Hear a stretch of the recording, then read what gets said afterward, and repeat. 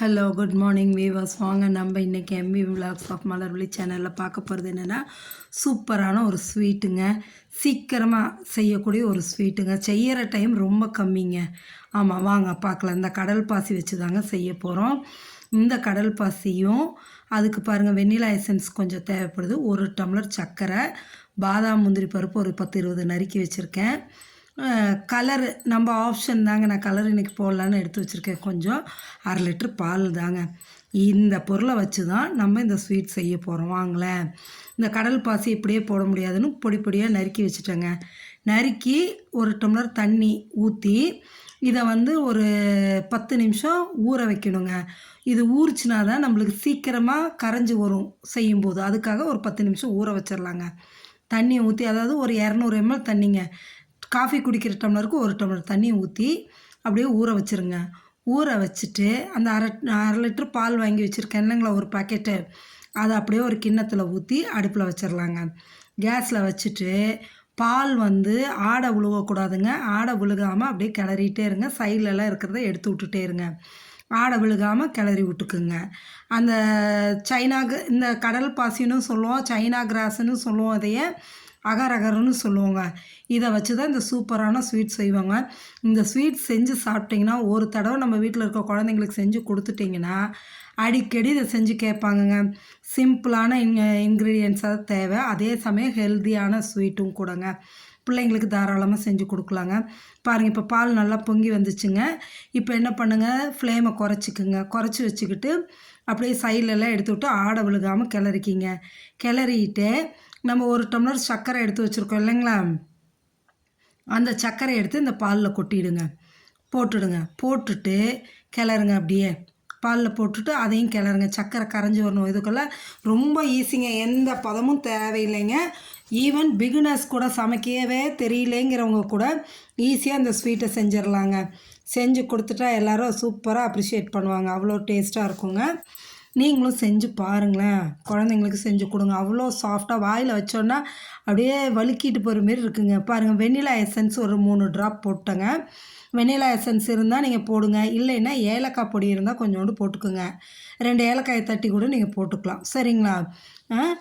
நான் vanilla essence ஒரு 3 drop போட்டேங்க. போட்டுட்டு அப்படியே கலக்கி விட்டுடுங்க. கலக்கி விட்டுக்கிட்டு இப்போ அந்த சைனா கிராஸ் இருக்குங்களா, அதுவும் ஊறிட்டுருக்கு.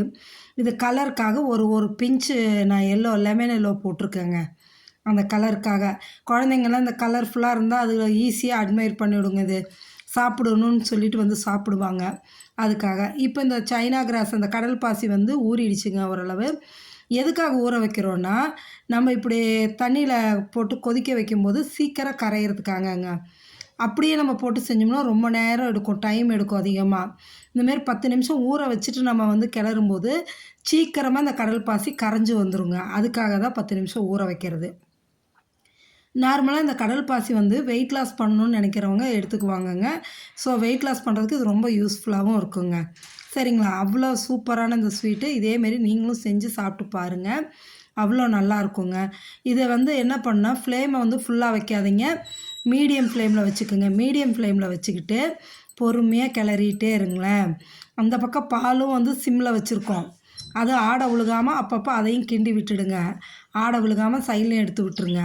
இந்த கடல் பாசியும் பொறுமையாக மீடியம் ஃப்ளேமில் வச்சுக்கிட்டு அப்படியே கிளறி கொடுத்துட்டு பாருங்கள். முக்காலும் இப்போ கரைஞ்சிச்சு, இன்னும் கொஞ்சம் தான் இருக்குது.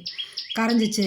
இது கரைஞ்சிச்சின்னா உங்களுக்கு ஸ்வீட்டே ரெடி ஆன மாரிங்க. அப்படியே எடுத்து பாலில் ஊற்றிக்கலாம். நம்ம தான் பாருங்கள், மோரார்லெஸ் ரெடி ஆகிடுச்சுங்க. கடல் பாசி நல்லா கரைஞ்சிக்கிச்சு.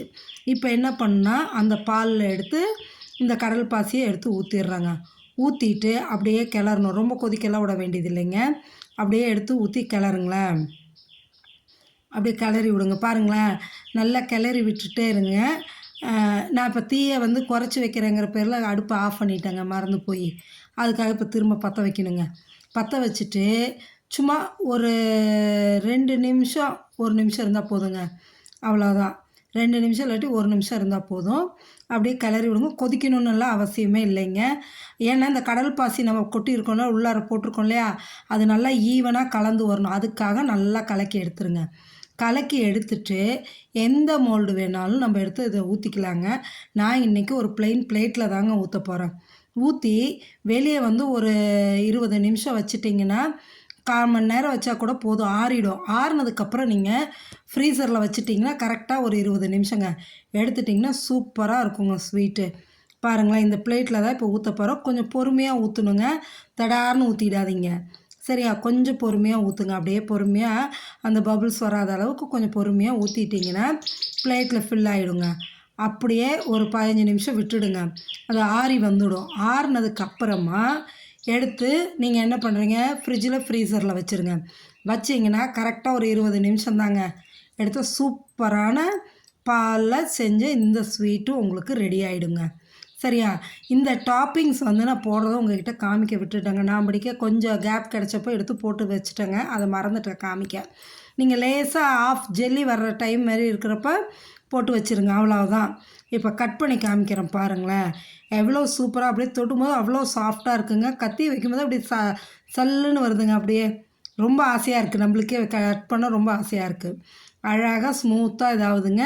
கட் பண்ணி பீசஸ் போட்டு எடுத்திங்கன்னா சாப்பிட அவ்வளோ டேஸ்ட்டாக இருக்குங்க.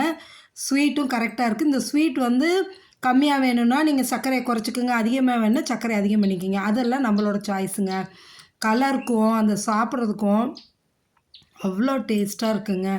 பாருங்களேன், எடுத்து காமிக்கிறேன் பாருங்கள். எவ்வளோ சாஃப்டாக இருக்குது பாருங்கள். வழு வழு வழுன்னு வாயில் வச்சோம்னா அப்படி கரைஞ்சி ஓடுதுங்க. அவ்வளோ சூப்பரான இந்த ஸ்வீட்டை மறக்காமல் நீங்களும் செஞ்சு பாருங்கள். கம்மியான பொருள் தாங்க, சூப்பரான sweet. At the same time ரொம்ப ஹெல்த்தியான ஸ்வீட்டும் கூடங்க. செஞ்சு சாப்பிட்டு பார்த்துட்டு சொல்லுங்கள். மறக்காமல் முதல் தடவை நம்ம சேனலை பார்க்குறீங்கன்னா சப்ஸ்கிரைப் பண்ணுங்கள். ஆல்ரெடி சப்ஸ்கிரைப் பண்ணவங்க மறக்காமல் லைக் பண்ணுங்கள், ஷேர் பண்ணுங்கள், கமெண்ட் பண்ணுங்கள்.